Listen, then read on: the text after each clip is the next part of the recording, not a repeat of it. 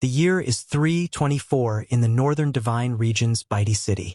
Dark clouds gather overhead, and thunder echoes across the sky. Amidst the turmoil, a lone figure hovers in midair, surrounded by crackling lightning. This man is our protagonist, Sububai. He stands at the center of the storm, enduring the divine thunder in hopes of ascending to immortality and stepping into the land of immortals. Unbeknownst to Sububai, danger draws near. A female cultivator, standing upon a lotus blossom, readies a potent divine thunder technique. With her sword lifted high, she launches a strike aimed directly at Sububai. At the final instant, Sububai manages to evade. Though he escapes a fatal blow, the attack wounds him and he crashes to the ground. The woman descends, pointing her sword at him, demanding his surrender. She is Lin Wonk, one of Sububai's own disciples. Sububai, stunned and furious, cannot believe that his trusted disciple would turn against him. Enraged, he readies a deadly counterattack. But before he can retaliate, another disciple, Buyu, delivers a sudden strike from behind, tearing a hole through Sububai's chest. Buyu then turns to Lin Wonk and argues that, despite their master's many wrongs, they should at least allow him to perish with some dignity. Sububai, gravely injured, can only laugh at such betrayal. He had never treated his disciples unjustly. How could they commit this against him? Furious, he swears he will not fall alone. If he perishes, he will drag them down with him. Just as he prepares to release another technique, a third disciple named Schwer activates the falling treasure copper coin, slamming Sububai hard into the earth. He lies there helpless, shocked that even Schwer would stand against him. Two other disciples, the eldest and the fifth, are absent, leaving Sububai to wonder about their whereabouts. Schwer commands her master not to resist, blaming him for countless crimes that cannot be forgiven and warning him not to blame anyone else for his fate. Hearing this, Sububai only laughs and asks if they truly believe the false charges against him. But now that they have drawn their blades against him, he cannot forgive them. In desperation, Sububai uses the divine soul's true body law of heaven and earth technique, a self-destruction meant to drag his enemies into death with him. Realizing his intention too late, Lin Wonk and the others rush to stop him. She frantically asks Buyu if their senior brother Heo has a backup plan because the situation has spiraled beyond control. Regardless of their efforts, they fail to prevent the inevitable. Sububai detonates his own soul's true body, obliterating himself, his disciples, and half of the continent in the cataclysmic blast. But that is not the end. When Sububai next opens his eyes, he finds himself in a strange, unfamiliar place. As he tries to make sense of his surroundings, he hears frantic noises outside. Peering through a window, he sees a world overrun by a zombie apocalypse, with people fleeing for their lives as hordes of the undead roam the streets. Realizing he has been reborn, Sububai's thoughts turn back to his traitorous disciples. Why would they betray him? What did they stand to gain? For now, those questions must wait. His priority is to train this new body to its peak, return to the world of immortal cultivation, and make his former disciples pay for what they did. He attempts to gather spiritual energy as he once did. His cultivation had been close to the immortal realm, so if he could just sense the ambient spirit power, he should be able to progress swiftly. Yet, to his shock, he feels nothing. Thinking his body might be too weak, he looks outside again and realizes the truth. This world has no spiritual power at all. Furious, he can hardly believe it. How is this possible? Without spiritual power, there was no way for him to cultivate in this world. In fact, merely surviving here would already be extremely difficult. Just then, a man and a woman burst into the house, having barely escaped from the zombies outside. They looked terrified, as though they had nearly died. The yellow-haired boy immediately grabs the woman. Another person, possibly named Vertical, tries to stop him, warning that her boyfriend might still be in the house and that it would be bad if they were seen. The yellow-haired boy scoffs, telling her not to worry. Even if her boyfriend saw them, there was nothing he could do. As he removes his clothes, the woman suddenly notices a bite mark on his arm and asks how he got wounded. The boy shrugs it off, saying he might have been bitten by those crazed people on the street and insisting it was nothing serious. They continue their business until, abruptly, the woman realizes the boy has gone still. She asks him what is wrong, urging him to continue, but to her horror, he is turned into a zombie and attacks her. She struggles, barely managing to push him away. Meanwhile, Subibai hears the commotion and wonders if someone else is in the house. Searching through the memories of his new body, he recalls that the woman is supposed to be his girlfriend, and the yellow-haired boy is her lover. Subibai smiles bitterly, realizing that the original owner of this body had also been betrayed by those closest to him. Opening the door, Subibai sees the now zombified boy lunging at the screaming woman. She notices Subibai and begs for help. He stares at her coldly, says nothing, and watches as the zombie tears into her flesh.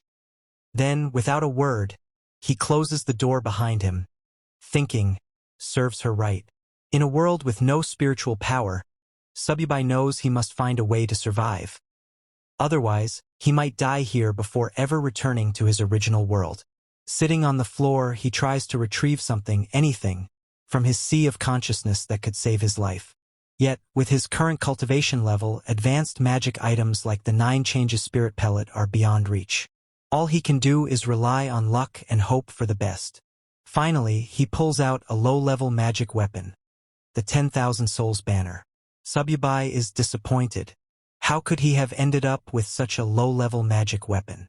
He had hoped to retrieve something that could truly save his life in this chaotic world. Just as his frustration peaks, a blue window suddenly appears before him.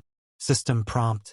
It has been detected that the host has obtained the magic weapon 10,000 Souls banner. The host is now bound to the 10,000 Souls banner system. Current system level 1. Capacity 10 souls. Upgrade requirement to level 2. Hunt down an elementary mutant. Curious, Subibai wonders what sort of system this could be, especially one attached to a mere low-level weapon like the 10,000 Souls banner. As far as he remembered, the banner's only function had been to collect souls. The system then explains that by using the 10,000 Souls banner, he can harvest the souls of the dead, convert their soul power into spiritual power, and feed it back to himself. The higher the banner's level, the stronger the souls it can collect, and thus the more spiritual power Subibai would gain in return. There is a catch. Any person who has been dead for more than 5 minutes will have a soul that completely vanishes, rendering it uncollectible. Subibai smiles. So, it really is possible to transform soul power into spiritual power. Even if this world lacks natural spiritual energy, he realizes that with zombies everywhere, there is no shortage of materials to harvest for cultivation. He remembers the girlfriend who betrayed him and the yellow-haired boy, both now zombies, banging on the door. Subibai opens it, and the 2 zombies lunge at him. He swiftly kills them with the 10,000 Souls banner, but to his surprise, they continue moving even after he attacks. At that moment, he activates the banner's true power, collecting their souls and converting them into spiritual energy. Subibai is amazed to feel a breakthrough in his cultivation almost immediately. After absorbing their souls, he now has 2 controllable souls at his command, and his spiritual power has grown noticeably stronger. He can't help but smile. Despite its humble appearance, the 10,000 Souls banner has proven to be far more powerful than he ever imagined. Sometime later, outside, people were running in all directions, frantically searching for any safe spot to hide. In the midst of this chaos, Subibai was also looking for supplies. His body was still too weak. I can't do much cultivation in this condition, he thought.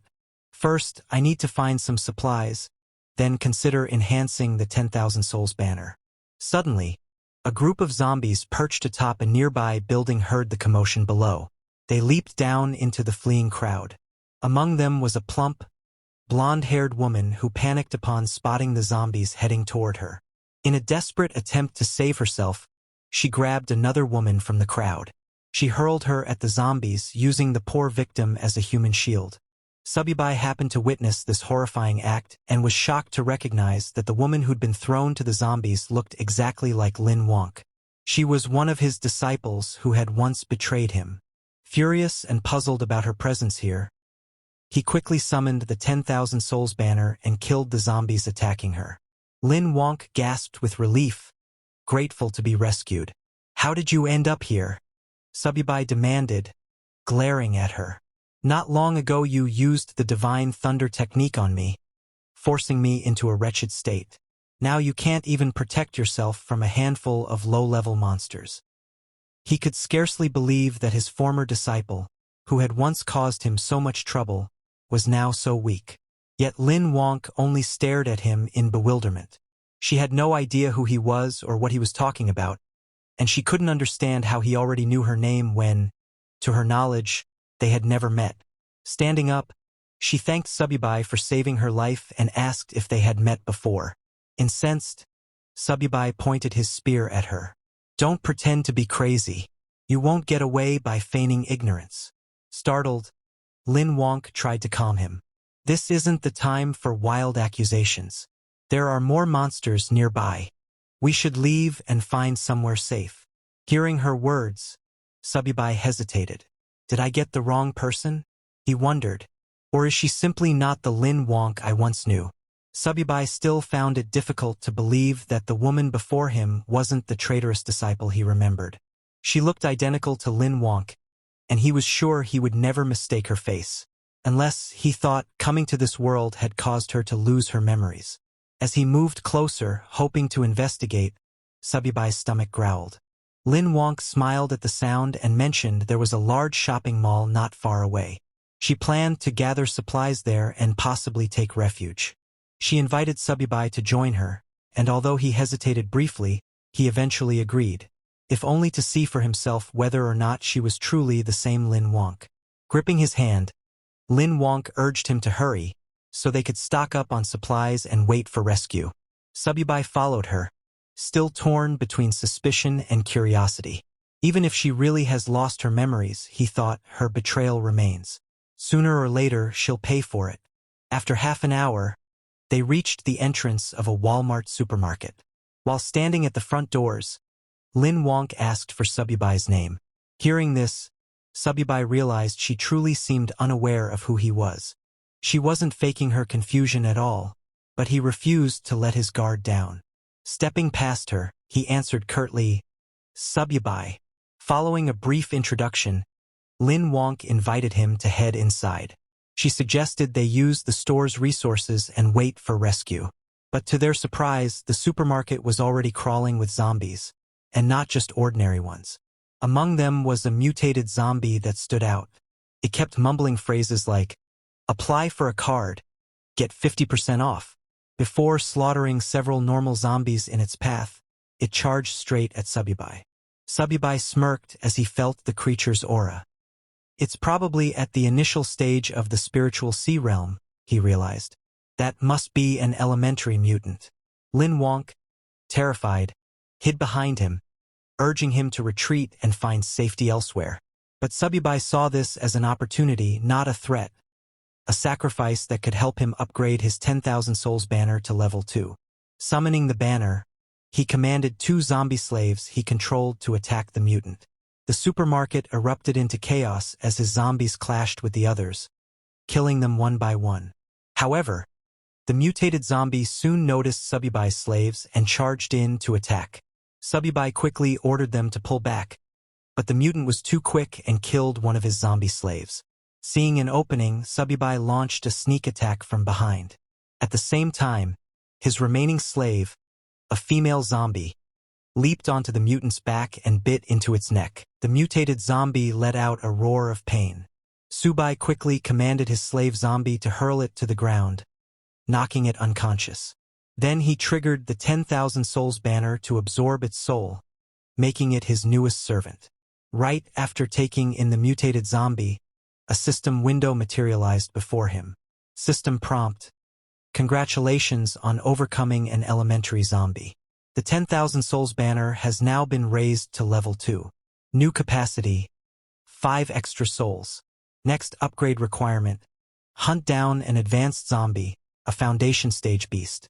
Subai scowled at the new condition. "My present cultivation is still at the spiritual sea realm. To overcome a foundation stage beast, I'll need to gather more spiritual power first. Meanwhile, Lin Wonk was amazed by Subai's display. She had initially dismissed him as some deranged individual, never thinking he could be this strong. Watching her youthful admiration, Subai found it difficult to believe she was the same disciple who had once betrayed him and nearly ended his life. With the mutated zombie defeated, the survivors who had been hiding in the supermarket cautiously emerged. Relieved that the threat was gone, they began redistributing supplies and preparing to wait for rescue and relative safety. There seemed to be enough resources to sustain them for a while. Lin Wonk turned to Subai, pointing out how large the stockpile of supplies was. If we use this wisely, we can stay hidden in a safe place until the rescue team arrives, she suggested. However, the other survivors were not so welcoming. One man stepped forward, glaring at Lin Wonk and Subai. "This is our territory," he declared. "You can't just help yourselves to our supplies without our permission." Several others quickly agreed with him, insisting that they had risked their lives to gather everything during the chaos. They weren't about to let newcomers take advantage of their hard work. Lin Wonk bristled at their accusations and shouted back, "If Mr. Subai hadn't killed that mutated zombie, all of you would have been sitting ducks waiting to die. Now you want to claim these supplies for yourselves and ignore the fact that he saved your lives." However, they didn't believe him. They said he was as thin as a bamboo pole. How could someone like that kill a monster? In their opinion, the monsters must have killed each other. Lin Wonk shouted, unable to believe how shameless those people were. Before she could say anything more, Subai stopped her and warned her not to argue with mindless people, reminding her that words alone wouldn't change anything. Lin Wonk looked at Subai and insisted that he was the one who had obviously defeated those monsters. She couldn't let anyone else take advantage of his hard work. Subai simply smiled and said, "Only the weak use such petty tricks. The strong are always right." He cast a cold gaze over the crowd and announced that he needed supplies, asking who was in favor and who was against it. They all opposed him, telling Subai there were many of them and only one of him, so he couldn't win. They advised him to leave peacefully, hinting that if he angered them, they wouldn't be responsible for what might happen. Subai only smiled and said that if he couldn't get supplies peacefully, he would have no choice but to kill them. Once they were dead, all the supplies would be his. He summoned his mutated zombies and ordered them to attack. Terrified, the crowd begged Subai to spare them, promising he could take all the supplies he wanted as long as they could keep their lives. But he didn't care. He killed those who had threatened him. The rest fled in terror, trying to save themselves. Standing confidently, Subai asked if anyone else wanted to stop him. No one dared say a word. They stood silently, too afraid to even lift their heads. Then Subai turned to Lin Wonk and told her to take whatever she wanted. No one would dare oppose them now. She nodded and began collecting supplies. After stuffing her bag, she asked if Subai needed anything. He smiled and said that, in return for saving her, all he wanted was help carrying some supplies. Secretly, he was testing her to see if she really had amnesia or was only pretending. Lin Wonk agreed, packing his share of the supplies. Subai was confused. He didn't know if she really was his disciple Lin Wonk or if he himself had lost his memory. After a few minutes, she finished packing and asked whether they should stay and wait for rescue or head elsewhere. Subai turned to leave, saying he planned to look for stronger zombies to hunt. All she needed to do was follow him with the supplies. Lin Wonk nodded and followed him. Once they were gone, everyone else breathed a sigh of relief. Even so, they couldn't believe Subai had dared to kill people so casually. They agreed to report him to the authorities if rescue ever came, insisting that someone like him should be brought to justice. But now that he was gone, they gathered around what remained of the supplies, dividing them up as quickly as possible before any other danger appeared. In the midst of their squabbling, oblivious to the threat looming behind them, Subai's 2 zombie servants crept up, ready to attack. Just then, one man in the crowd spotted the zombies and panicked, running as quickly as he could to save himself. Sadly, it was already too late. The zombies rushed forward and struck down everyone one by one. A blonde, overweight woman stayed alive for a short moment, horrified and begging for help. But the zombies saw her and smashed her head underfoot. Once the slaughter was over, Sububai collected their souls and changed them into spiritual power. He knew leaving any survivors would only bring him trouble in the future. Now that he could command 3 undead, Sububai felt slightly safer. He understood that if he had to fight more than 10 zombies, retreat was the only option. Until his level increased, he would maintain a low profile. Meanwhile, Lin Wonk, who had been trailing him, was weary. She asked if they could rest somewhere, but Subi told her he had no moments to waste. If she slowed him, he would leave her behind. Ashamed, Lin Wonk declared that she believed Mr. Subi would never desert her. He smirked and asked why she was so certain, reminding her they were strangers and he could act as he wished. Lin Wonk boldly replied that she knew the place of the powerful zombie he sought. Intrigued, Subi asked how she knew. Lin Wonk explained that back at her university, she had fled the campus after spotting a strange creature near the lake. It gave off an unusual scent, and she was certain it was dangerous. Nervously, she admitted she wasn't sure it was the advanced zombie Subai sought, but it certainly seemed formidable. Hearing this, Subai reasoned that if it was anything like the mutant beast in the supermarket, it was worth investigating. He told Lin Wonk to lead the way. Pleased that he believed her, Lin Wonk happily guided him toward the campus. Sometime later, the two of them finally reached their destination, but the campus was overrun with zombies. Lin Wonk stopped, scanning the surroundings anxiously. Seeing her hesitate, Subai asked why she had stopped yet again. Lin Wonk whispered for him to lower his voice. So many people at the school had turned into those creatures, and if they accidentally drew attention, they'd be in huge trouble. Subai told her not to worry, declaring he would handle the situation. He summoned his zombie servants and ordered them to clear a path. Lin Wonk, concerned, warned him they should do this quietly instead of being so reckless. But Subi ignored her protests, wondering what had happened to the world to turn so many humans into these half-human, half-ghost monsters. Suddenly, they heard noises behind them. Lin Wonk recognized the voices. It sounded like her classmates. They had ventured outside for supplies but were now trapped among the campus zombies. One of her classmates, terrified, hurled his weapon at a charging zombie but missed. The zombie kept coming. Yet another student arrived just in time and killed it. The student who saved him then grabbed the frightened boy, urging him to run back and regroup because these monsters were way beyond their league. Lin Wonk realized these two were Gyuing and Lai Mingguan, her classmates, though she couldn't fathom why they would be here of all places. Subai noticed her reaction and asked if she knew them. When Lin Wonk admitted they were her schoolmates, he turned to her and said, "Do you want me to save them or not?" Lin Wonk held Subi's hand and said, "While they're distracting the monsters, we can escape quickly. If the monsters spot us, we won't be able to leave." Subai then asked her, "Don't you want to save them? They're your classmates, aren't they?" Lin Wonk replied, "If I could help them, I would. But right now, I can't risk your life." Upon hearing this, Subai realized that if she had been the treacherous disciple from his past, she would never have said such a thing. She truly seemed to be just an ordinary girl. However, before they could leave, the very thing Lin Wonk feared happened. Her classmates noticed her and called out for help. Lin Wonk became furious. She couldn't believe that Liangwen, one of her classmates, was desperately shouting amid so many zombies, potentially dragging them all down with him. All the noise quickly drew the zombies' attention. Panicking, Lin Wonk burst into tears and apologized to Subai for getting him involved. In response, Subai summoned his enslaved zombies to fight, boasting that he had once slain the 9th demon lord of the underworld. He declared that these lowly undead were not worthy opponents.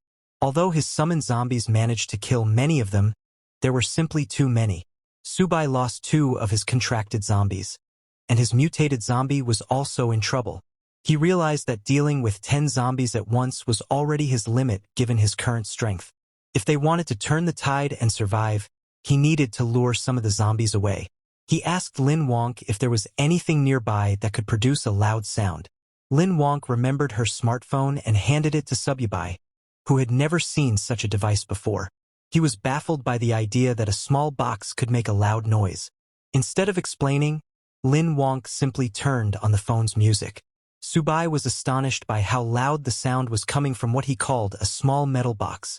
Drawn by the blaring music, many of the zombies attacking the mutated zombie turned their attention towards Subai. Overjoyed by this new magical tool, he threw the smartphone to his mutated zombie slave. The mutated zombie caught the phone and started running, drawing most of the horde away. With so many zombies in pursuit of the mutated zombie, Subai and his remaining undead were free to dispatch the remaining threats one by one. Lin Wonk was amazed that such a simple trick had worked. However, Subai grabbed her hand and reminded her they had no time to celebrate. They needed to leave before more zombies arrived. Moments later, both of them managed to escape safely to the classroom building. Once they were out of danger, Lin Wonk thanked Subai again for saving her life. She admitted that without him, she would never have made it this far. Subai replied that it was no big deal. She had helped him locate an advanced zombie, and in return he had saved her. Both of them benefited. Not long after, Lin Wonk's classmates also managed to escape safely, thanks to Subai's zombies having distracted and slain most of the undead. However, they quickly noticed that Lin Wonk was carrying a large bag of supplies. They were thrilled to see Lin Wonk return with so many supplies. With that amount, they believed they could wait for a rescue team to arrive. However, Lin Wonk scoffed and reminded everyone that these supplies were obtained by Mr. Subai, and she had no right to distribute them on his behalf. Li Mingguan was furious. He told Lin Wonk that there was no point in distinguishing yours and his in a crisis like this. Other students also needed these supplies to survive. Another one of Lin Wonk's classmates, sensing the tense atmosphere, stepped in and suggested they all stop arguing and return to the classroom first. They could decide how to distribute the supplies once they were somewhere safer. Turning to Subai, he also invited him to join them, saying they should all stick together in times like these. Subai and Lin Wonk followed them back to the classroom. On the way, Lin Wonk apologized to Subai for the trouble, but assured him that she would not let anyone touch his share of the supplies. Subai told her not to worry. His only goal was to find the advanced zombie. Still, he asked how she could be certain these people would listen to her. She replied that there were many teachers among the survivors, so nobody would dare do anything extreme. Subai simply smiled and said they had better behave, or he couldn't guarantee their safety. Meanwhile, the bold student whispered to Liangwen that he had seen the bag was full of food. With so many supplies, they could sustain themselves for at least a month until rescue arrived. Liang nodded but worried that Lin Wonk wouldn't agree. And then there was also the matter of Subai. Another student chimed in, saying that now they were back on their territory, Lin Wonk and Subai couldn't simply refuse. If they cooperated, they might receive something in return. If not, they would have to deal with them the hard way. Moments later, they arrived at the classroom door. Li Mingxuan called out to the teacher to open up, announcing they had brought supplies. The teacher, relieved to see them safe, invited everyone inside and asked for the supplies to be handed out. As Subai entered, he noticed that many survivors were present. They had managed to avoid the zombies so far, perhaps because the undead hadn't swarmed this area yet. The same bold student pressed Lin Wonk to distribute the supplies right away, complaining that they hadn't eaten anything for 3 days. Gritting her teeth in frustration, Lin Wonk said she would only give out half. Mr. Subai owned the other half, and they had no right to touch it. Li Mingguan scoffed and asked why a single person needed so much food. He offered to buy Subai's share at 10 times the market price. Looking at Subai, he asked if he minded selling. Subai smiled and agreed. In that moment, Li Mingguan tried to claim all of Lin Wonk's supplies, forgetting that Subai was no pushover. Subai promptly summoned his mutated zombie slave, ready to attack Liangwen. Seeing the monster appear inside the classroom, everyone panicked and scrambled for safety. Only then did they realize the zombie seemed to be under Subai's control. Subai grabbed Li Mingguan by the collar and snarled that because of Li Mingguan's earlier actions, he had lost 2 undead minions. Yet Li Mingguan still dared to demand Subai's supplies. Li Mingguan apologized profusely and begged for his life. Subibai asked, "Should I kill you, or should I take your soul to make up for my losses?" Terrified, Li Yingguan pleaded with his classmates Zhang Hao and Gumming to intercede, since they were the ones who had come up with the plan in the first place. Zhang Hao and Gumming quickly denied any involvement, insisting it was all Ling Xuan's idea and that he alone should bear the blame. Ling Xuan was shocked at the betrayal, cursing them for abandoning him. He turned to Lin Wonk, begging her to ask Subai to spare him. He promised he would never try to steal supplies again. Subai was curious how Lin Wonk would react. Surprisingly, she apologized on Li Mingguan's behalf and asked Subai to forgive him just this once for everyone's sake. She said they could take her share of the supplies, but no one was to touch Subai's. Watching her selfless behavior, Subai realized that she truly might not be the treacherous disciple he once knew, despite her resemblance. Deciding he no longer needed to keep her close, he told Lin Wonk that now that she had found her companions, it was time for him to leave and continue searching for the advanced zombie. But Lin Wonk stopped him, claiming that she knew where the creature he was seeking might be. When Subibai asked if she had actually seen it, she said no, but she could sense a terrifying presence somewhere in the school. This startled Subai. Her ability to sense spiritual power suggested an innate spiritual physique. He was astonished because, to his knowledge, no one else in the world had such a physique except his lost disciple. Could she truly be that woman suffering from memory loss? Or was there some other explanation? In the original Cultivation realm, before Subi was betrayed by his disciples, Lin Wonk approached him, requesting to become his disciple. In response, Subai told her that he would only accept her if she found something for him first. Lin Wonk successfully found what Subibai had asked for and returned, requesting again to be accepted as his disciple. When Subibai asked how she managed to locate it, Lin Wonk respectfully bowed before him and replied, "I was born with the ability to track and trace. If you accept me as your disciple, I will be the sword in your hand. I will never let you down." Seeing her determination, Subai accepted her as his second disciple. With her innate spiritual physique, her future achievements would not fall short of his own. However, Lin Wonk humbly told him, "My life was saved by you. I would never dream of surpassing you. I only wish to serve by your side and ease your burdens." Subai walked up to her and said, "Stop calling me senior. Now that you're my disciple, you should call me master." That was the moment Subai learned that Lin Wonk possessed the innate spiritual physique. Although he wasn't sure how she had lost her past memories, for him, it didn't matter. He was still planning to kill her. He extended his hand to capture her soul and make her his servant, dooming her to eternal soul refinement.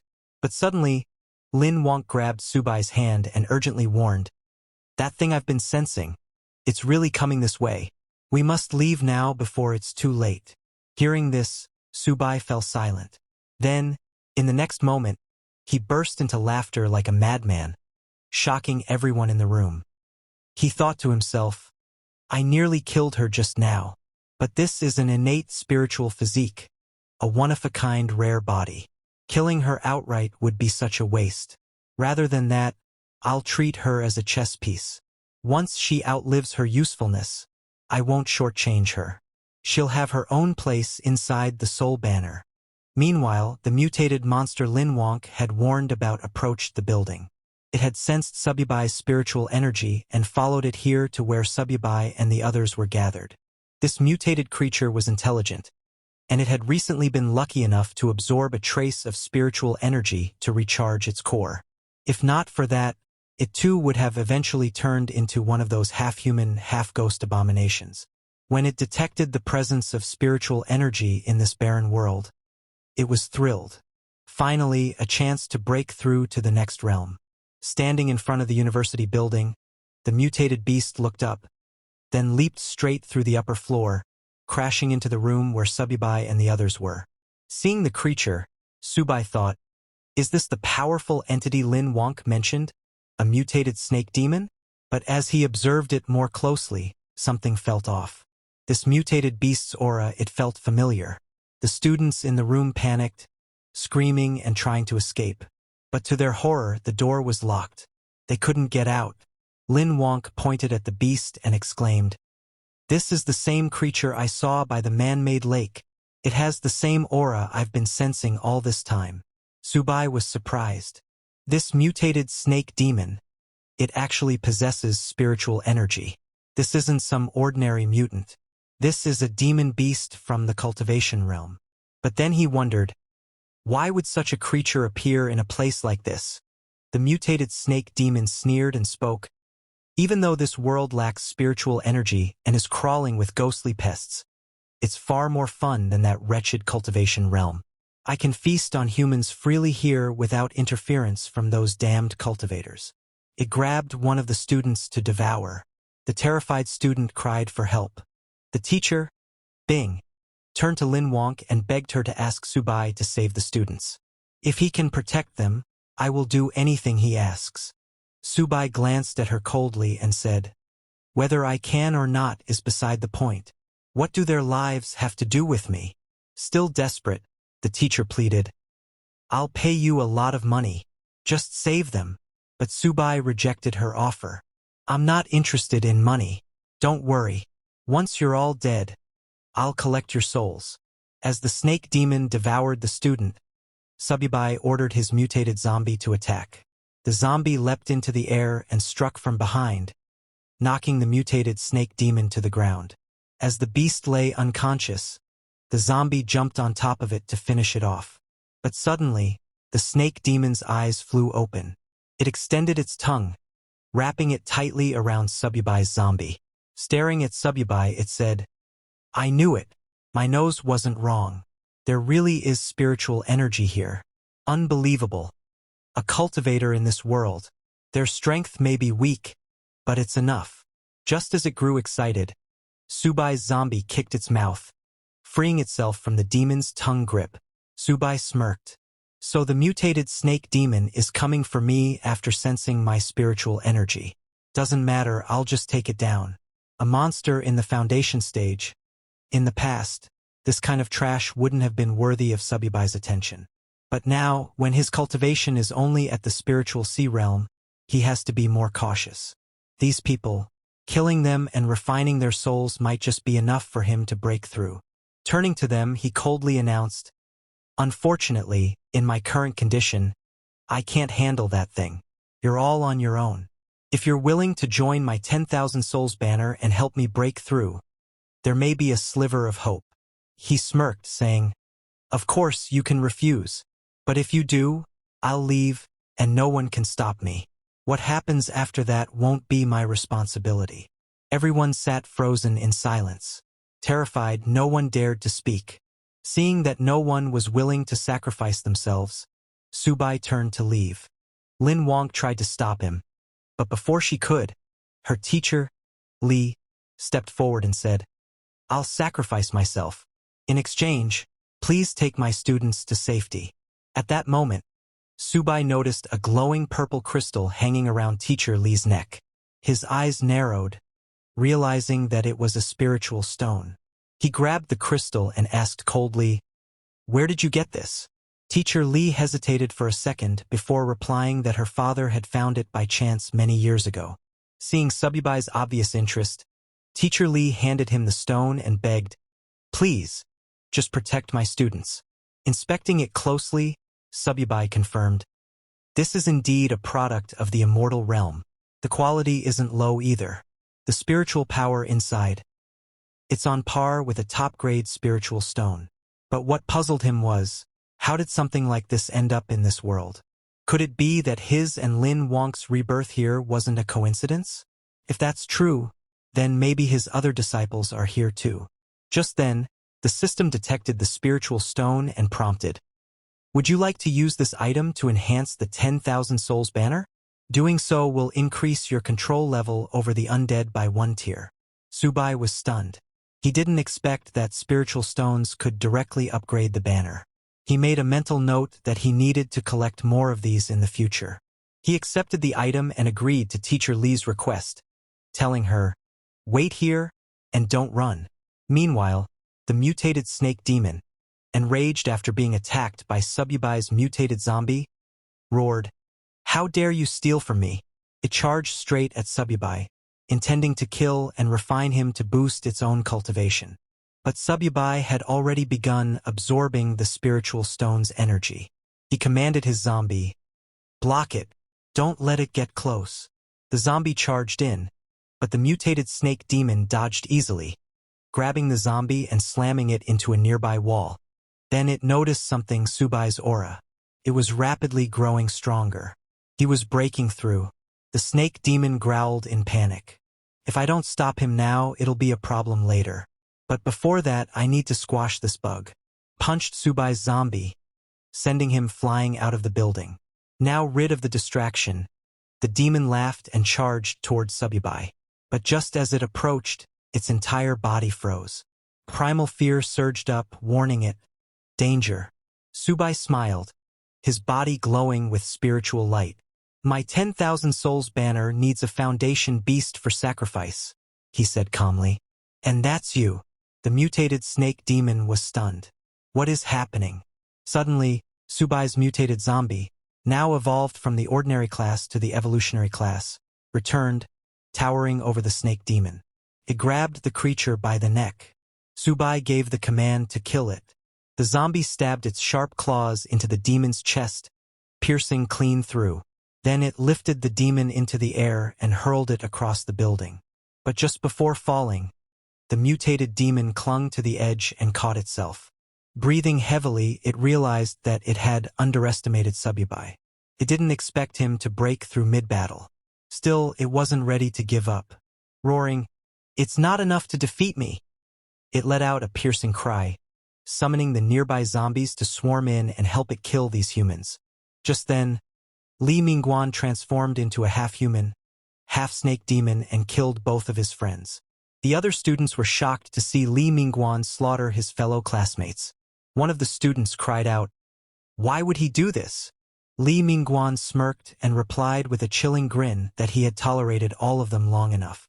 He smiled and asked, "Doesn't it feel good to be betrayed?"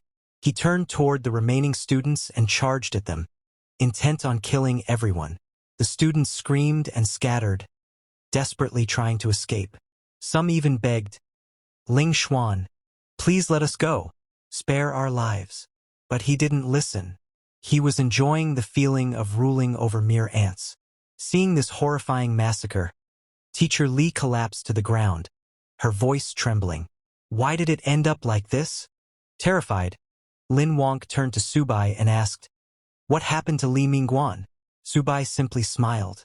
He didn't expect to see a human willingly become a beast servant. But this development suited him perfectly. The more that die, the better. It saves him the effort. They'll all become part of his 10,000 souls banner eventually. As Li Mingguan prepared to kill the last student, Teacher Li stepped in and shouted, "Stop! I can't let you go on like this." Li Mingguan grabbed her by the collar and hissed, "You want to die too? Fine.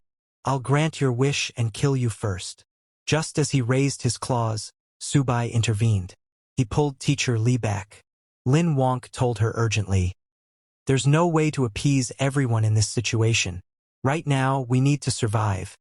And the only one who can help us is Mr. Subai."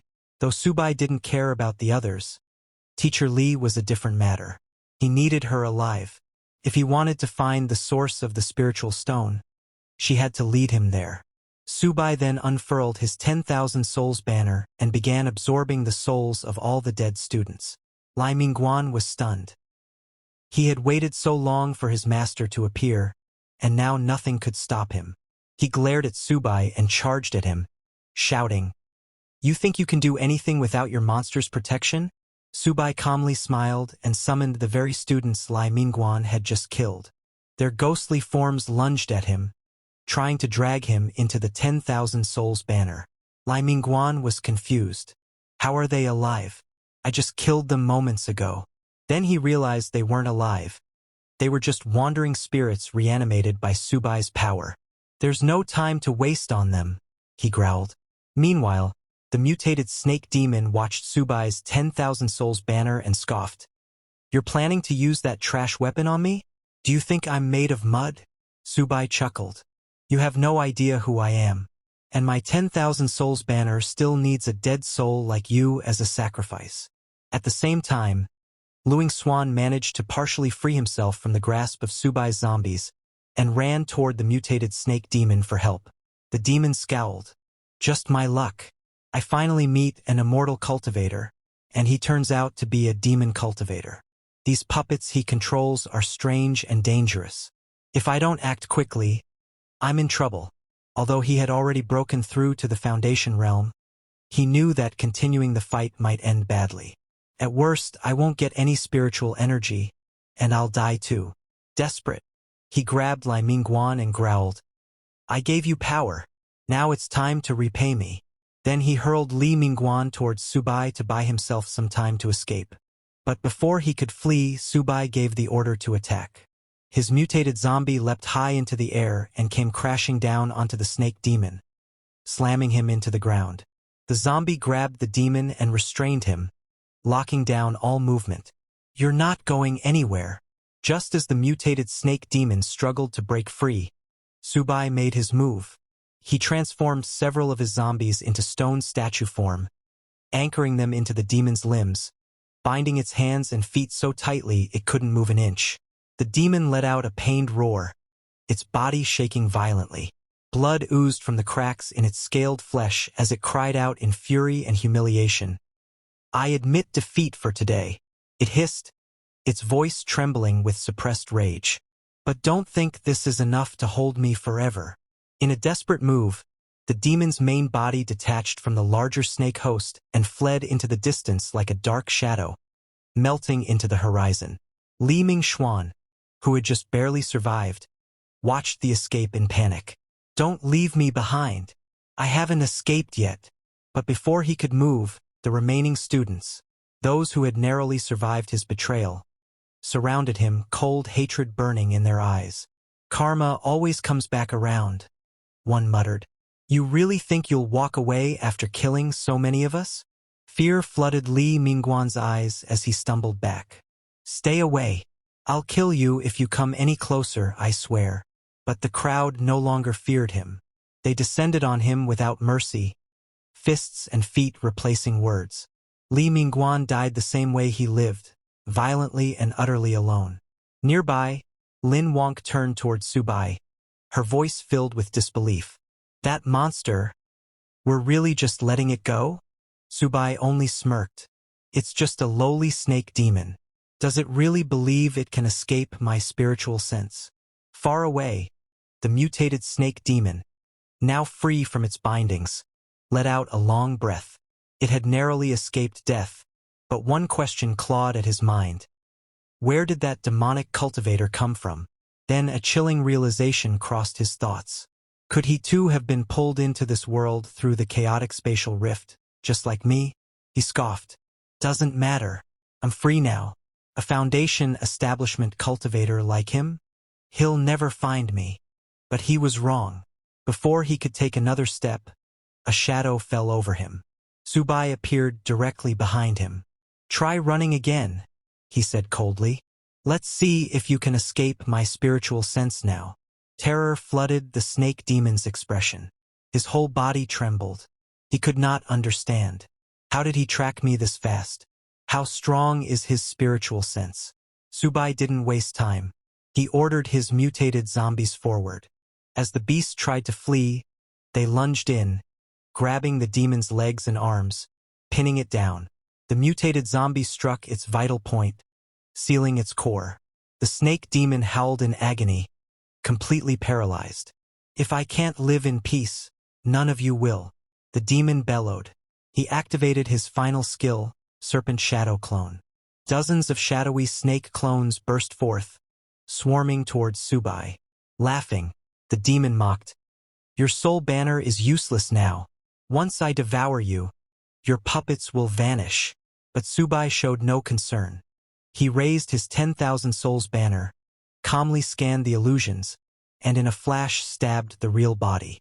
The snake demon gasped. How did you see through it?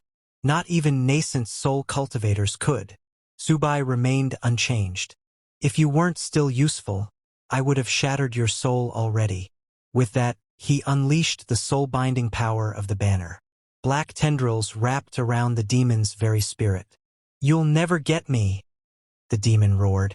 "I'll destroy my soul before I serve you." In a final act of defiance, it attempted to self-destruct its soul, but once again it had underestimated Subai. With a single thought, Subai activated his spiritual sense manifestation. His soul form materialized in front of the demon, grabbing and stopping the detonation mid-explosion. The snake demon stared in horror. "That pressure, you're not Foundation establishment." His voice cracked. "Soul formation." The truth hit him like a blade to the chest. He had offended a soul formation powerhouse. He dropped to his knees, pleading, "Don't kill me. I was wrong." But his pleas fell on deaf ears. The 10,000 Souls banner absorbed his soul in its entirety. System notification. "Congratulations. You have slain an evolved level creature. Soul banner has leveled up to level 3. Max controllable souls. 10. New feature unlocked. Enhancement mode. You can now feed spiritual energy, infused objects to your undead souls to boost their strength." Subai stood silently, staring at the faint glow of the soul banner. He was amazed. He hadn't expected that spirit stones could be directly fed to the undead. If that was true, then as long as he had enough stones, he could rapidly forge a powerful undead army. In that case, he thought, gathering spirit stones must become a top priority. Once he gained enough strength to protect himself in this chaotic world, it would be time to visit his loyal little disciples. Meanwhile, back at the university, Teacher Lee turned to Lin Wonk, her voice laced with concern. "Sub went after that monster. Isn't he in danger?" But Lin Wonk replied calmly, "Don't worry, Mr. Subai will be totally fine. A monster like that is no match for him." Teacher Lee let out a quiet sigh of relief, but curiosity soon crept into her eyes. "You seem to trust him a lot. He doesn't appear to be a student here. How did you meet him?" Lin Wonk hesitated for a moment before speaking. "When I ran out of the school during the chaos and was about to be attacked by monsters, he saved me." Her eyes flickered with a strange emotion. "When I first met him, I felt something odd. A strange sense of familiarity, like I've seen him before." Just then, Subai returned. Lin Wonk ran toward him. "Mr. Subai, are you hurt?" He pushed her gently aside and replied coldly, "A low-level demon like that. There's no way it could hurt me." Then he turned to Teacher Lee. "Do you know where to get more of those spirit stones?" Teacher Lee looked apologetic. "That one belonged to my father. I don't really know where he found it. If you want answers, you'll have to ask him yourself." Subai narrowed his eyes. She hesitated again, then spoke cautiously. "If you truly want to find him, we'll have to make another deal. The last time I spoke with him was 3 days ago. He was trapped somewhere, waiting for rescue. If you want that information, we'll have to find him first." Subai's face darkened. "This woman, is she trying to use me to save her father? If the old man had knowledge about spirit stones, it would be worth the time." "Fine," he said. "I'll go with you. But listen carefully. If I find out you're lying to me, not only will you die, but everyone else will too, including your father." Teacher Lee trembled under his gaze but nodded quickly. "Understood. I'm sure my father won't disappoint you." She then turned to her surviving students. "We're leaving with Mr. Subai." There was a wave of relief among them. They were leaving this nightmare, but not all were so lucky. Many students had died during the chaos. As Subai looked at their bodies, he raised his 10,000 souls banner and summoned their souls. One by one, gasps echoed through the group. The students stared in horror. Even Teacher Lee's voice trembled as she asked, "Why are you taking their souls?" Subai turned to her, his expression unreadable. "They were going to be wasted otherwise. Now they reside in the soul banner, my personal puppets." He glanced toward the school gates. "Enough talk. Let's go. I don't have time to waste here." Despite the grim nature of it all, Teacher Lee bowed slightly. "Mr. Subai, if it weren't for you, we'd still be trapped in that classroom. We would have starved or been torn apart by monsters." Sub scoffed. I didn't do this for free. Everyone got what they needed. Now that he had broken through to the foundation establishment stage, Sububai could feel his divine consciousness gradually recovering. He should now be able to retrieve higher-tier artifacts sealed within his soul domain. Without hesitation, he focused, reaching inward, and suddenly, a brilliant sword appeared before him. Sub's eyes widened. Could it really be fate? Lin Wonk stared at the sword, stunned. Something stirred in her heart. I feel like I've seen that sword before. Subai turned to her, expression sharpening. Could this be a sign that her memories are returning? He narrowed his eyes. If this girl truly regains her memories and realizes she's fallen into the hands of her former master. A lamb remembering her shepherd just before the slaughter. He threw the sword onto the ground and looked at her. Hold on to it. Lin Wonk blinked in surprise. Me? What do I even do with a sword? Are you asking me to fight monsters? Sub nodded. I won't protect you forever. You need to learn to protect yourself. She hesitated. I've never used a sword before. You'll have to teach me later. As she nervously picked it up, her fingers brushed the blade, and flashes of memory surged through her mind. Moments long buried, of a distant mountain sect, her master Subai, and the day she was tested to become his disciple. The pain of betrayal, and the haunting image of a mysterious senior brother whispering lies to her and her senior sister. Lies that turned them against their master. She staggered back slightly, clutching her head. The fragments were blurry, incomplete, but they were returning. At last, Lin Wonk finally saw her master's face. The very master she had betrayed, and he looked exactly like Subai. Seeing the angry gaze of her master, Lin Wonk got so frightened that she lost consciousness and fell to the ground. Seeing her suddenly fall, Teacher Li and the others were shocked. But before anyone could help her, Subai, realizing that Lin Wonk's memories had returned, immediately raised his soul banner and released his newly controlled snake beast to attack and kill her. Before Lin Wonk could even understand or say anything, the snake beast coiled its muscular body around her and began squeezing. Seeing Subai attacking Lin Wonk, Teacher Li and her students were too shocked. Teacher Li ran forward, begging Subai to stop, but Subai didn't even flinch. The snake beast continued tightening its grip, suffocating Lin Wonk slowly. Lin Wonk struggled and somehow managed to free her mouth. While coughing, she said, Mr. Subai, your monster has gone insane. Please help me quickly. Subai approached her and pinned down the soul banner right in front of Lin Wonk, scaring her. He sat down and asked, Lin Wonk, do you remember now? Scared and confused, Lin Wonk asked, Remember what? What are you talking about? Teacher Li pleaded with Subai to save Lin Wonk, saying she was a good child. Subai was also confused, not understanding what was going on. Lin Wonk's reaction just now didn't seem fake, and he wondered if it could really just be a mere restoration of her memories for a split moment. But he was not sure, so he decided to investigate it himself. He placed his hand on Lin Wonk's head and used Soul Search to look into her memories. He saw all of Lin Wonk's memories, himself included, but found nothing.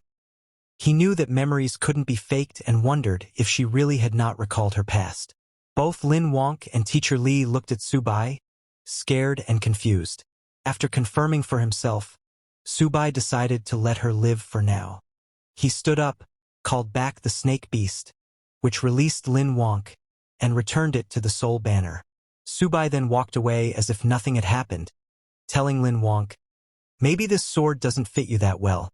He took back the sword and told everyone, don't waste time. Teacher Li then turned to her students and told them, it's okay, hurry up and follow.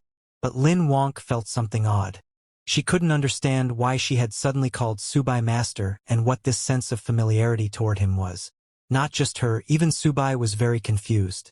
Wondering if this was all God's will, he decided he would definitely investigate this matter. After walking for a few hours, Teacher Li led them all to a building. Pointing at it, she told Subai, this is one of my family's properties, and my father last contacted me from here, but it looks like he wasn't able to evacuate because of those monsters. Looking at the building, Subai said, If that's the case, let's go check it out. But a student of teacher Lee suggested that they should not go in and should just wait here for Subai and the others to come out. Other students agreed, saying they might not be able to help Boss Subai if they went in. So, it was better to meet them here again. Subai said, "No problem," and told them, "Since I took you out of the school, my part of the deal has been fulfilled. Where you go now has nothing to do with me." Teacher Lee looked at her 3 students, who were standing there scared. She told them, "Stay here and don't run around. When they come out, we will take you to the official shelter. It's safe there." The students told her not to worry, saying they would definitely stay put. After Teacher Lee left with Subai and Lin Wonk, those students sighed with relief, saying, "We are free." A girl told the others that she didn't dare breathe deeply for fear that Subai would kill them if he was displeased. Others agreed, saying he was scarier than the monsters. A third person told them both to stop talking for now. They just had to stay quiet here to survive. Meanwhile, Subai, Lin Wonk, and Teacher Lee approached the building's gate. But before they could enter, Lin Wonk sensed something and asked them to wait. She looked to the side and saw something approaching. She told Subai that something seemed to be coming their way, soldiers being chased by zombies. When those soldiers saw Subai and the others, they shouted, "Go away! This is not a place for you. Don't come close to the monsters. Return immediately," they shouted while shooting at the zombies. Teacher Lee told Subai that these people were likely the official rescue team and would know where her father was trapped. Hearing this, Subai decided to keep them alive. He raised his soul banner, summoned his zombies, and ordered them to clear the way. Seeing Subai's zombies, the soldiers misunderstood, thinking monsters were coming from behind to attack. They asked their captain what to do. The captain told his soldiers not to panic and ordered everyone to disperse and avoid getting caught by the monster wave. All the soldiers hid in the cracks between the buildings. After the soldiers got out of the way, Subai's zombies attacked the zombies coming from the front. The mutated zombie swung its sharp claws, slicing hundreds of zombies in one strike. The snake beast wasn't far behind. It opened its huge mouth and devoured the zombies. Seeing Subai's zombies attack the other zombies, the soldiers became confused. One soldier asked his captain why these monsters were fighting each other. Another said he had never seen such a strange thing during missions. Even their captain was confused, asking, "What's going on?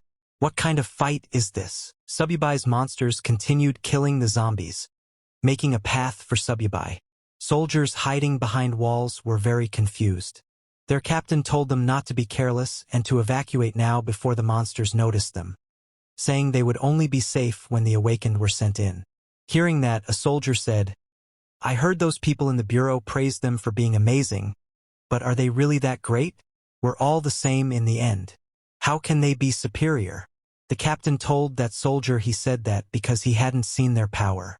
He said he once saw an S-level awakened, just one person fighting against thousands of troops. Hearing about one man fighting thousands of troops, a soldier said, "That's too exaggerated. Are they superhumans?" Suddenly, a soldier saw Sububai and the others walking toward the zombies. Confused, he asked, "Aren't those the survivors from before? Why aren't the monsters attacking them? It even looks like the monsters are escorting them." Seeing this unusual phenomenon, the soldiers immediately pointed their swords at Sububai. The soldiers warned Sububai to stand still and answer. Otherwise, they would open fire. But Sububai didn't even look at them and continued walking ahead. Seeing this, the soldiers asked their captain if they should open fire. But after seeing Sububai controlling the monsters, their captain lowered his gun and told his soldiers to forget it because this person was not someone they could handle. The captain came out of hiding and asked Sububai to wait. He introduced himself as Shurao Chongqing, the captain of the 3rd Search and Rescue Team of Z-City, and asked Sububai if they were the awakened sent by the higher-ups to assist them. Hearing that, Subai finally stopped and looked back, asking the captain what he meant by awakened. The captain replied that Sububai was not the one he was referring to and then tried to ask if Subai was awakened. But before finishing his sentence, he stopped, thinking that since Sububai was not a registered awakened from the bureau, could he be a lone wolf? That would be bad news. Then Teacher Lee stepped forward and told the captain that they were here to find someone. Her father, Lai Jiang Hao. Hearing the name, the captain told Teacher Lee that Lai Jiang Hao was on their rescue list. They had been informed that he had important information, so the higher-ups required this person to be rescued. Hearing that, Subai asked the captain if he knew where Lai Yung-ho was. The captain said yes, but told Subai that the place was in the heart of the region, and given the current situation, it would be hard for them to rush in there. Just as the captain said this, the walls on their side broke and more zombies poured out. Because of this new zombie wave, they all got surrounded. Immediately, the soldiers started shooting at the zombies, but it was still not enough. Panicked, the captain turned to Subai, telling him that even if he was not affiliated with the government, they hoped he could lend them a helping hand. He added that it didn't matter if they all died. As long as they could send one person out to pass on the news from here, it would be fine. Subai agreed without hesitation, saying he would get them out of there, but they needed to lead him to the target in exchange. The captain agreed. Subai immediately called his monsters to attack the zombies. The mutated monster and the snake monster jumped on the zombies, crushing them to the ground.